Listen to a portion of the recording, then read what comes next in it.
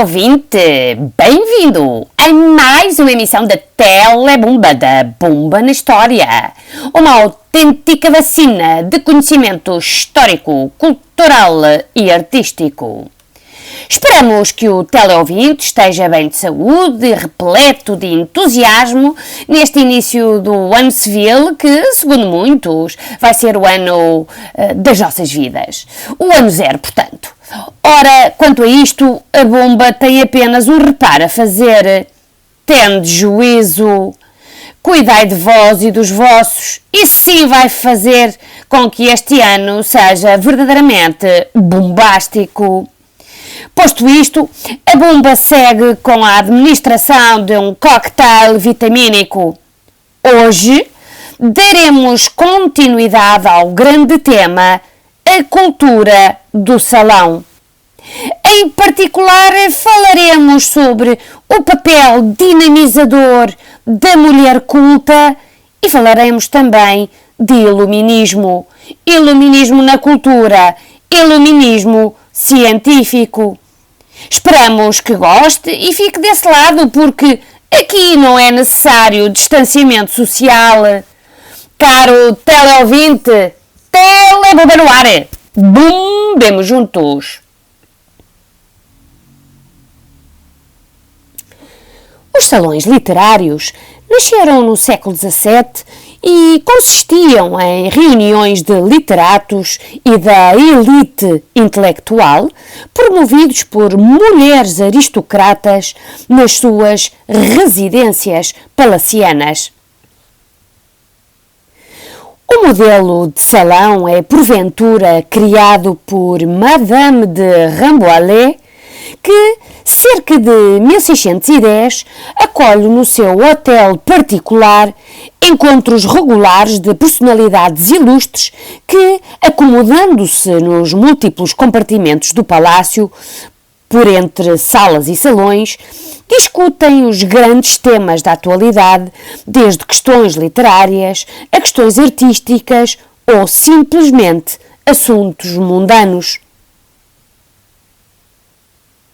Nestas recepções privilegiava-se o conforto e a intimidade, distribuindo-se os convidados pelo palácio de modo a proporcionar privacidade e facilidade à conversa, motivo principal destas assembleias. Até meados do século XVII, o Salão de Rambouillet atingiu grande notoriedade, tornando-se uma autêntica instituição cultural. Para além da discussão acerca de ideias filosóficas ou literárias, vulgarizaram-se os jogos de sociedade, baseados em confrontos literários e exercícios linguísticos, o que contribuiu fortemente para a divulgação das línguas vivas. Na segunda metade do século, estes salões multiplicaram-se, especializando-se em áreas de debate, letras, artes, ciências, políticas, etc. E converteram-se em verdadeiros pilares da cultura, determinando orientações estéticas e estilísticas, e estabelecendo, por exemplo, a difusão do gosto clássico. De lugares pedagógicos, os salões transformaram-se em laboratórios de ideias para os filósofos, escritores e artistas, numa fusão intelectual que muito concorreu para a emergência do iluminismo. As mulheres desempenharam neste fenómeno um papel essencial. Aristocratas, cultas e modernas desafiaram as convenções sociais da época, acederam aos lugares da cultura reservados aos homens e mantiveram uma abundante correspondência com as personalidades mais eruditas de toda a Europa, o que lhes assegurou um saber abrangente e lhes garantiu uma opinião fundamentada nas questões mais diversas. Uma das mulheres que mais celebrizou foi porventura Madame de Pompadour. Jeanne Antoniette Poisson Era filha de um mercador abastado e influente que a educou para casar com um homem rico e ascender na sua condição social. De facto, assim aconteceu. E após o matrimónio, ela pôde espalhar o seu talento, a sua cultura e o seu imenso charme pelos salões de Paris. Ao seu salão, enquanto Madame d'Étiole, acorreram figuras ilustres como Voltaire, que não escapou aos seus encantos, afirmando que ela era educada, agradável, charmosa e talentosa. Em 1745, atraiu as atenções de Luís XV, de quem se tornou amante, confidente e conselheira durante 20 anos, obtendo do rei o título de Marquesa de Pompadour e aposentos próprios em Versalhes. Mulher de um gosto refinado, Madame de Pompadour foi uma protetora das artes e das letras francesas, conseguindo que o rei acolhesse Voltaire em Versalhes com uma pensão como historiador do reino. De resto, soube agradar ao rei com distrações e prazeres diversos, tais como peças de teatro, concertos, festas e bailes, para além de partilharem o interesse pela arquitetura, pelas artes decorativas, influenciando-o a gastar avultadas somas em palácios, pavilhões e casas de verão. Porém, a sua frágil saúde não resistiu à extenuante vida da corte, morrendo em Versalhes com 43 anos. Pompadour foi assim um exemplo de elegância e erudição.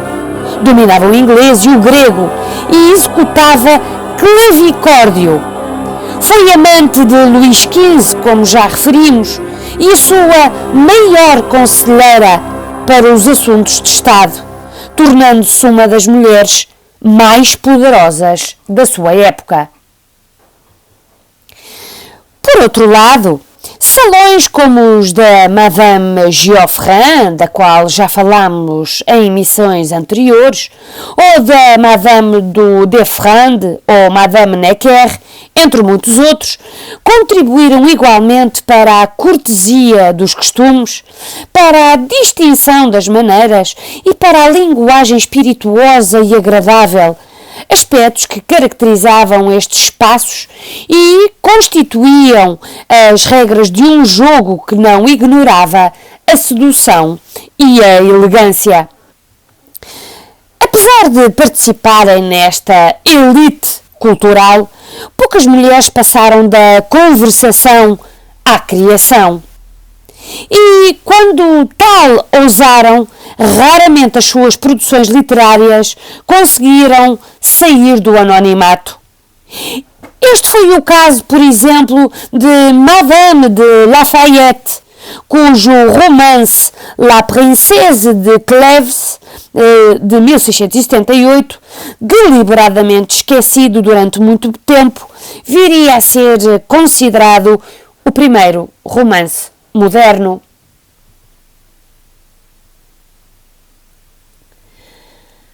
Ao século XVIII são atribuídos termos como iluminismo, ilustração ou século das luzes. Enquanto período da história da cultura europeia foi marcado pelo racionalismo filosófico, pela exaltação das ciências e pela crítica da ordem social e da intolerância religiosa, elementos que fundamentaram a ideologia política que estiveram na origem da Revolução Francesa. A expressão contrapõe-se uma nova era iluminada, iluminada pela razão, pela ciência e pelo respeito pela humanidade, aos séculos de obscurantismo e ignorância que os antecedia. Os precursores do iluminismo são René Descartes, defensor do método lógico e racional para construir o pensamento científico, e Isaac Newton, para quem a função da ciência é descobrir as leis universais e enunciá-las de forma precisa e racional. A descoberta das leis da gravitação universal por Newton em 1687, fundamentando-se em princípios racionais e matemáticos, influenciou os cientistas do Iluminismo, para quem o conhecimento do mundo e das coisas devia resultar da observação científica, da explicação empírica e da demonstração através da experimentação. Na origem de um novo mundo estava uma fé ilimitada no potencial iluminado da razão humana. Como afirmou François Quesnay, precursor da economia política, a razão é para a alma aquilo que os olhos são para o corpo. Sem os olhos, o homem não pode desfrutar a luz. E sem a luz, o homem não pode ver. Entre os precursores do Iluminismo, há que fazer referência a John Locke, filósofo inglês, que é considerado o pai do Iluminismo. Representando o Iluminismo liberal na sua obra Ensaio sobre o Entendimento Humano, de 1690, sugere que a experiência é a principal fonte do conhecimento, adquirido através dos sentidos, base do empirismo, depois desenvolvido através da razão. Já Montesquieu, como ficou conhecido o filósofo francês Charles-Louis de Secondat, barão de La Brède e de Montesquieu, que publicou O Espírito das Leis em 1748, preconizava a separação dos poderes do Estado em legislativo, executivo e judicial, como forma de garantir as liberdades individuais. Outro proeminente iluminista foi Voltaire, pseudônimo de François-Marie Arouet, poeta, dramaturgo, filósofo, historiador, proclamando-se um livre pensador, distinguindo-se dos salões parisienses pelas suas opiniões contra o antigo regime, o que o levou a ser preso na Bastilha em 1717. Defendeu que a vida em sociedade exigia um contrato social para preservar os interesses do indivíduo e que o homem devia ser dono do seu próprio destino, melhorando a sua condição através da ciência, da técnica e da arte. Jean-Jacques Rousseau foi talvez o iluminista mais radical. Contestou a propriedade privada, criticou o mundo civilizado e defendeu a teoria do bom selvagem. O homem nasce bom, mas é corrompido pela civilização. Já Denis Diderot, filósofo e crítico de arte, publicou com o filósofo Jean Le Ronde d'Albert a célebre Enciclopédia, onde estavam representados todos os valores da sociedade e do progresso social, acabando por constituir um poderoso instrumento ao serviço das doutrinas filosóficas das luzes.